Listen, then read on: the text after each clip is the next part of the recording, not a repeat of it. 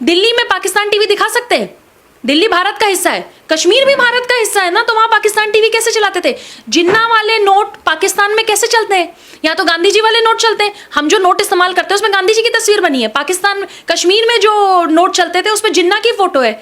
इसका मतलब कहीं ना कहीं ये जो डबल इंजन की सरकार थी, और ये जो दो परिवार थे ना, मुफ्ती और अब्दुल्ला वाले, इन्होंने उस पर रोटियां सेकी। इन्होंने कश्मीरी हिंदुओं को मार के भगाया। जो ये सब कुछ चला उसमें चुपचाप मौन व्रत पे थे। ये विदेशों में जाके अय्याशी करते थे, और यहाँ जो सरकार थी, जो यहाँ संसद था, उस पर मौन व्रत था। आप कल्पना नहीं कर सकते किसी के बच्चे के सामने उसकी मां को नंगा करके जब उसका बलात्कार होता है, और इस बारे में हम चर्चा भी ना करें। इसमें कोई फिल्म बनी तो फिल्म में रिलीज मत होने दो, लोगों को सच मत जाने दो।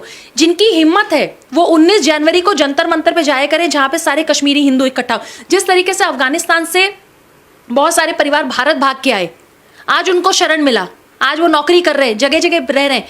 कश्मीरी हिंदुओं को तो टेंट के अलावा कुछ मिला ही नहीं। मतलब जो कश्मीरी हिंदुओं के पास अपना घर, अपना मकान, सब कुछ था, उनको रातों रात कहा गया कि तुम छोड़ के भागो। और कश्मीरी हिंदू भाग जाएं, लेकिन अपनी बेटियों और अपनी पत्नियों को छोड़ के जाएं। क्यों? तुम्हारे बलात्कार के लिए। और 32 साल से सच छुपा हुआ है, हम इसको बताएं ना, इस पे पिक्चर ना बने। और जब पहली बार पिक्चर बनी है तो उसके बाहर लोग पुलिस वालों को खड़ा कर दे रहे हैं ताकि बवाल ना हो। चलो, सेफ्टी सिक्योरिटी के लिए कर रहे हैं। आपको पता होगा कई सारे सिनेमा हॉल के बाहर हाउसफुल का बोर्ड है, अंदर जाके पता चलता है कि पूरा हॉल खाली है। बॉलीवुड माफियाज किस तरीके से काम कर रहे हैं। इसी तरह कंगना रनौत की थलाईवी आई। मैं खुद अपने एनजीओ के बच्चों को थलाईवी दिखाना चाहती थी, पर थलाईवी की टिकट दिल्ली में बहुत रेयर सिनेमाज में लगी थी।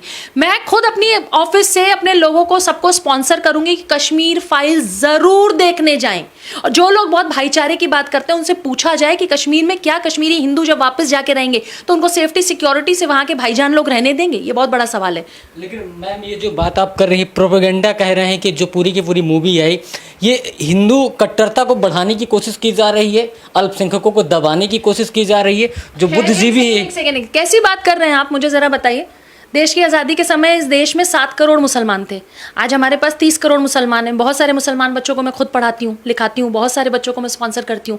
मुझे बताइए कि जो एक आबादी है वो बढ़ रही है, खा रही है, पी रही है, वो हिजाब पहने न पहने, वो मस्जिद जाए न जाए, वो पूजा करे, उसकी मर्जी। हमारे देश में हर मुसलमान स्वतंत्र है, उसको जो पढ़ना है, हिंदी पढ़ना है, उर्दू पढ़ना है, अंग्रेजी पढ़ना है। लेकिन क्या कोई मार के भगा रहा है उनको? मार के तो अफगानिस्तान में भगाया ना। अफगानिस्तान से लोग भाग के आए ना, यहाँ पे तालिबानियों की बर्बरता से भाग के आए ना। तो कश्मीर से जब कश्मीरी हिंदुओं को मार के भगाया, और ये बिट्टा कराटे और जो लोग भी हैं, ये इंटरव्यू देते हैं, बड़े बड़े इंटरव्यू चलते हैं जिसपे खुलेआम कहते हैं कि हाँ, मैंने इतने कश्मीरी हिंदुओं को मारा, स्थानीय लोगों ने मेरी मदद की। जो गुनहगार है वो कई साल तक जेल नहीं जाता है, वो बलात्कार करता है, वो लड़कियों के कपड़े नोचता है, उनके अंग नोचता है, बलात्कार करने के बाद उनको जिंदा आरी पे काट देता है, छोटे छोटे बच्चों को लाइन में खड़ा करके गोली मार दी जाती है। चर्चा ना हो इस बारे में। तुम्हें बलात्कार करने में शर्म नहीं आई, तुम्हें लोगों को मार के भगाने में शर्म नहीं आई, हम इस बारे में बात कर रहे हैं तो उसमें शर्म आनी चाहिए हमें। इसको हम सेक्युलर कहते हैं। ये सेक्युलर की डेफिनेशन है कि आप एक वर्ग को सर पे चढ़ा लीजिए और एक वर्ग को बलात्कार करके मारते जाइए, पर उस बारे में चर्चा मत करिए। क्यों? ये देश हिंदुओं का है, मुसलमानों का है, सिखों का, ईसाइयों का है, तो चारों लोग अपनी मर्जी से रहेंगे। चारों लोगों की, कोई किसी को भगा नहीं सकता, कोई, ना हिंदू मुसलमान को, ना मुसलमान हिंदू को। तो जब कश्मीरी हिंदू 5 लाख भगाए गए तो उस बारे में बात क्यों नहीं होती? जब छोटी छोटी बच्चियों को बंगाल में रोहिंग्या मुसलमान बलात्कार के लिए ले जाते तो क्यों नहीं चर्चा होती? सिर्फ कश्मीर की बात नहीं है, यही बंगाल सीए का जो प्रोटेस्ट था, जो दिल्ली में हमने देखा, वो एक छोटा सा हिस्सा है जो कश्मीर में हुआ, वो एक छोटा सा हिस्सा है जो अफगानिस्तान में हुआ। आप अगर अभी भी आवाज नहीं उठाएंगे तो यकीन मानिए, जो कश्मीर में हुआ, जो बंगाल में हुआ, जो पीएफआई पूरे देश में कर रहा है, जो आतंकी संगठन पूरे देश में कर रहा है, ये पूरे देश में हर राज्य में होगा। मैं लास्ट और आखिरी सवाल पूछता। प्रधानमंत्री ने इसका खुद प्रमोशन किया, प्रधानमंत्री प्रमोशन नहीं कहेंगे, उन्होंने चर्चा की। इसके बाद ये मूवी और रातों रात वायरल हो रही है। एक सेकंड, प्रधानमंत्री ने इसका प्रमोशन, जो आपने कहा, प्रधानमंत्री ने इसका प्रमोशन नहीं किया, प्रमोशन है, चर्चा की। इसका प्रमोशन कर रहे हैं। हम सिर्फ ये कह रहे हैं कि जो 32 साल पहले गिरजा टिक्कू के साथ हुआ, लेट द वर्ल्ड नो, दुनिया को जानने दीजिए कि गिरजा टिक्कू कौन थी। पता चलने दीजिए कि एक 23 साल की टीचर थी जो अपनी सैलरी लेने गई थी और उसका बलात्कार करने के बाद उसके पड़ोसी ने ही उसको जिंदा आरियों पे काट दिया। क्यों नहीं बात करें इस बारे में? हम दूरदर्शन के वो अधिकारी के बारे में क्यों नहीं बात करें कि जो अपने ऑफिस से आ रहे थे और उनको काट के उनके बॉडी को फेंक दिया गया और जानवरों के बीच में खिला दिया? इस बारे में क्यों नहीं बात करें? पति के खून से सने हुए चावल को महिलाओं को कश्मीर में खिलाया गया। नहीं खाओगे तो तुम्हारे बच्चों को मार देंगे, नहीं खाओगे तो तुम्हारे कपड़े नोच लेंगे, नहीं खाओगे तो बलात्कार कर देंगे। इस पर चर्चा ना हो। हम इसको सेक्युलरिटी कहते हैं। ये सेक्युलर के, हम डेमोक्रेटिक कंट्री में रहते हैं जहां सबको अधिकार है। 23 साल से टेंट में रहते हैं कश्मीरी पंडित, वहां के करोड़ों की अपनी संपत्ति छोड़ के दिल्ली में और जगह जगह 1 BHK 2 BHK में रह रहे हैं। जो ये प्रोपेगेंडा कह रहा है ना, उसको जरा कहिए कि कश्मीरी पंडितों से अगर आंख मिलाने की आपकी हिम्मत है, जरा जवाब दीजिए कि 32 साल तक यहाँ की क्या संसद नहीं थी क्या? सब पार्लियामेंट नहीं होता था क्या? नेता मर गए थे क्या? एक्टिविस्ट मर गए थे क्या? सारे एक्टिविस्ट जिंदा थे, नेता जिंदा थे, पत्रकार जिंदा थे, लोग जिंदा थे। चर्चा क्यों नहीं हुई इस बारे में? क्यों हाथरस के बारे में चर्चा होती है? क्यों कश्मीरी पंडित के बारे में चर्चा नहीं होती? क्यों गिरजा टिक्कू के बारे में चर्चा नहीं होती? क्यों टपलू साहब के बारे में चर्चा नहीं होती? इन लोगों के क्यों कौल साहब के बारे में चर्चा नहीं होती, जिनको बर्बरता से काट दिया, मार दिया? क्यों नहीं बात करते हम इस बारे में? हम डरते हैं।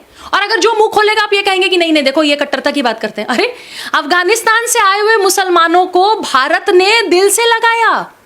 छोटे छोटे बच्चों को हम पढ़ा रहे हैं जो अफगानिस्तान से आ रहे हैं कि छोटे बच्चों, मासूम बच्चे, इनकी क्या गलती है? जो किया तालिबान ने किया। तो हम कश्मीर से भगाए हुए हिंदुओं को गले लगा लेंगे तो हम सेक्युलर नहीं है?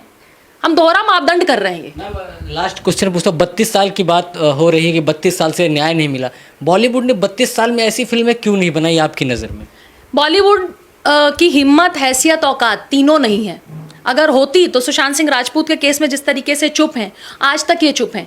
आपने देखा कि कश्मीर फाइल्स की तारीफ वर्ल्ड में लोग कर रहे हैं। मैं वीडियोस देख रही हूँ, लंदन, अमेरिका, ऑस्ट्रेलिया, जो जो जहाँ रह रहा है वो वहाँ के मतलब भारत माता की जय के नारे लग रहे हैं। मैं जब सिनेमा हॉल में गई दिल्ली में तो फिल्म के बीचों बीच भारत माता के जय के नारे लग रहे हैं।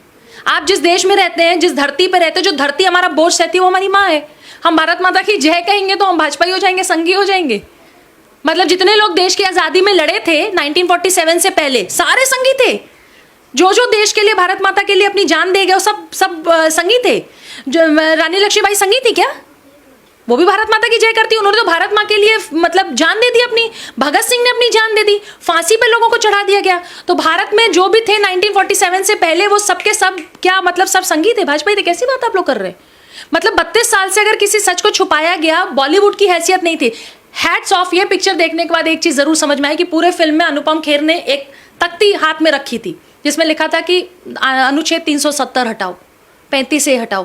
Thank you to prime minister कि उन्होंने आते ही 7 साल के कार्यकाल में जो आतंकवाद का जड़ था, क्योंकि कोई भी भारतीय, मैं दिल्ली में रहती हूँ, मैं बनारस से हूँ, मैं कश्मीर में जमीन नहीं खरीद सकती।